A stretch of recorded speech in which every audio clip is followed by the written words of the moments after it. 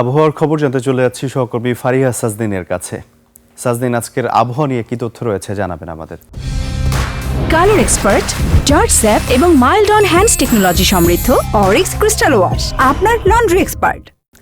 ধন্যবাদ রাজিউর। দর্শক, আজ 9 জানুয়ারি 2026 তারিখে দেশের সর্বশেষ আবহাওয়া তথ্য থেকে আমরা দেখতে পাচ্ছি সারা দেশের নানা জায়গায় মধ্যরাত থেকে ভোররাত পর্যন্ত কুয়াশা পড়তে পারে। বিশেষ করে উত্তরবঙ্গের জেলাগুলোতে ঘন থেকে মাঝারি কুয়াশা পড়বে এবং দেশের অন্যান্য জায়গায় মাঝারি থেকে হালকা কুয়াশা পড়তে পারে বলে জানিয়েছে আবহাওয়া অফিস।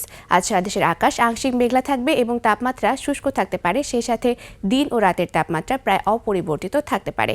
বর্তমানে বিশেষ কিছু অঞ্চলের তাপমাত্রা যদি আমরা দেখে থাকি তাহলে ঢাকা ও বরিশালে রয়েছে 16 ডিগ্রি সেলসিয়াস, খুলনায় রয়েছে 15 ডিগ্রি সেলসিয়াস, রাজশাহীতে রয়েছে 14 ডিগ্রি সেলসিয়াস এবং রংপুরে রয়েছে 13 ডিগ্রি সেলসিয়াস।